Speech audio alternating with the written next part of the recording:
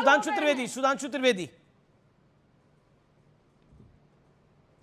देखिए, जो अपने को चाणक्य बनने की बात कह रहे हैं कंचना जी, आपको ध्यान नहीं है। कांग्रेस के नेता प्रतिपक्ष अधीर रंजन चौधरी जी ने बंगाल में बोला है there is no democracy in Bengal. यह बड़ा चाणक्य वाला बयान है। मगर दिल्ली में to save democracy in India Mamata ji के बगैर कल्पना नहीं की जा सकती, जयराम रमेश ने बोला है। ऐसा है, इतने बड़े चाणक्य जो लोग अपने को बनने का समझते हैं, पूरे देश की जनता समझती है कि हकीकत की राजनीति क्या है। इसलिए मैंने हवा में नहीं बोला। आम आदमी पार्टी घड़े फोड़ रही है कांग्रेस के खिलाफ, मगर सीटें जोड़ के रखी हुई हैं कि पंजाब में एक दूसरे के खिलाफ वाली सीटों में भी नहीं अभी भी हमारे साथ हैं। साहब, इतना बचपना मत समझिए देश की जनता को। इसके लिए वो वाला शब्द जो अब प्रयोग होना बंद हो गया है ना, वो मैं किसी नेता के लिए नहीं कह रहा हूं, देश की जनता को पप्पू मत समझिए कि एक दूसरे को हम गाली बकते रहेंगे गठबंधन में और उसके बाद हम कहते रहेंगे कि साहब हम ही जीत के आ रहे हैं। हाँ, एक बात और भी कहना चाहता हूं। देखिए, इन्होंने जो कहने का प्रयास किया है यहां पर सब एक दूसरे के खिलाफ लड़के आ रहे हैं, वो तो अलग बात है, परंतु नालंदा की बात कही कंचना जी ने, मैं ईमानदारी से कहना चाहता हूं, बताइए ये बख्तियार खिलजी और मुस्लिम आक्रमणकारियों ने जिस ढंग से नालंदा को ध्वस्त किया था, आप उसकी आलोचना करते हैं, हम कहते हैं बिल्कुल गलत किया था। और ऐसी प्रवृत्तियों को आज भी कहीं किसी भी कीमत पर जरा भी प्रश्रय नहीं देना चाहिए। अभी पूछेंगे, देखिएगा, ये लोग लेफ्ट राइट बाएं दाएं इधर उधर होने लगेंगे, मगर मुंह से वो बात नहीं निकलेगी। और ये मैं हवा में नहीं बोल रहा हूं, डॉक्टर अंबेडकर ने अपनी किताब अंबेडकर राइटिंग्स एंड स्पीचेस जो 1987 में भारत सरकार के द्वारा, उसके बाद 2014 में भारत सरकार के द्वारा, उसमें इसका बाकायदा वर्णन है कैसे बौद्ध भिक्षुओं को कंचना यादव रिस्पॉन्ड देना अजीज खान। ये उनके ओके देखिए, हमारे देश के चाहे वो सोमनाथ मंदिर रहा हो, चाहे नालंदा विश्वविद्यालय रहा हो, चाहे कोई भी रहा हो, हमारे देश का एक छोटा सा हिस्सा रहा हो, एक सुई का नुकीला हिस्सा होता, उतना भी रहा हो, अगर कोई आक्रमण करता है और उसको लूटता है तो हम उसको कंडेम करते हैं। अरे यहाँ तो हम सार्वजनिक बात करें, आप तो बाबा साहब अम्बेडकर को कोट कर दिए, लेकिन हम तो यहाँ पर बात क्रेडिट की कह रहे थे। क्यों हमेशा कैंची लेकर लाल फीता काटने आप लोग पहुंच जाते हो जिसमें आप लोग का योगदान नहीं होता है? नालंदा पहुंच गए और क्या बोल रहे हैं यहाँ नालंदा? तो आपकी राय में नालंदा का काम किसने करा था? लालू यादव जी ने करा आपकी राय में? नालंदा के लिए काम लालू यादव जी ने किया आपकी राय में? भाजपा जदयू की सरकार थी उस समय, 2007 में, 2010 में भी। आपकी राय में, आपके राय में मैं बता देती हूँ कब हुआ। आप ये मेरे राय में हुआ कि एपीजे अब्दुल कलाम जी ने सबसे पहले 2006 में ये विचार रखा। यूपीए सरकार थी, बिल भी यूपीए सरकार में संसद में पास हुआ और उसके बाद पैसा भी मनमोहन सरकार 2006 से 2014 तक यूनिवर्सिटी नहीं बन पाई। 2006 से 2014 तक यूनिवर्सिटी नहीं बन पाई। लगभग 8 साल थे, लगभग 8 साल थे शासन, 8 साल था यूपीए का शासन, बनवा लेते हैं उसको। अब क्यों बनी? 2007 में साउथ एशिया समिट भी हुआ था 2007 में, जिस पर ओके सुधांशु त्रिवेदी का जवाब जरूरी है, then Aziz Khan and Manik Nagar. Okay Sudhanshu Trivedi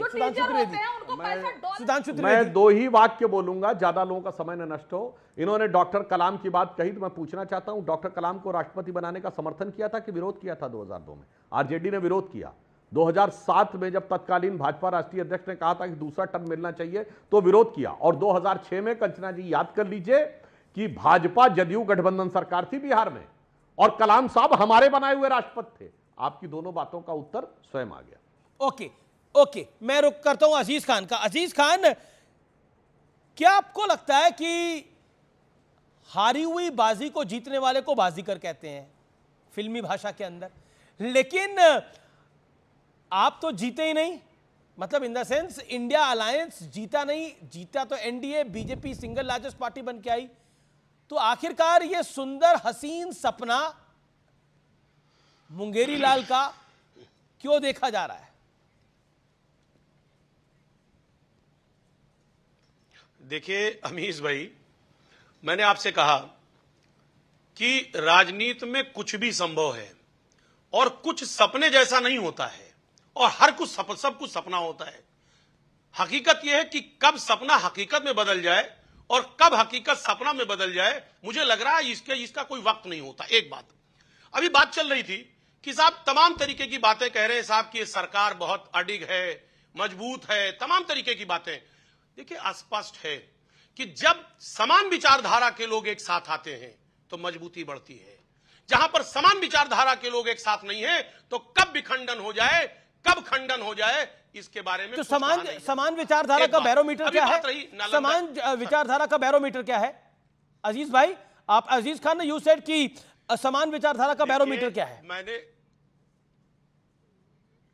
देखिए, एक फोर्स सेकुलर है, एक फोर्स कम्युनल है, दोनों का मिलान कैसे हो सकता है? ओके, आप बताएं ना हमें। दोनों का मिलान होने के लिए वक्ती मिलान तो हो सकता है, लेकिन वो मिलान लॉन्ग टर्म नहीं चल सकता है। लेकिन दूसरी बात मैं आपको अमीश भाई बताऊं, एक बात समझ लो आप, हो सकता है वक्ती चीजें चल रही हो, कुछ तो मजबूरियां रही होंगी, अब वो कैसे किन परिस्थितियों में चल रही, मैं उस पर अभी गहराई से नहीं जाना चाह रहा हूं, जो दूसरे मुद्दे पे आना चाह रहा हूं। देखिए, अभी कंचना जी ने इस बात को स्पष्ट किया कि नालंदा विश्वविद्यालय का किस तरह क्रेडिट लिया जा रहा है। हमेशा बीजेपी ने यही काम किया है कि शिलान्यास कोई करता है, काम कोई करता, फीता काटते ये है। हमेशा इन्होंने नाम बदला है और रंग बदला है। ये सिवाय 10 साल में इस काम के अलावा कुछ नहीं किया।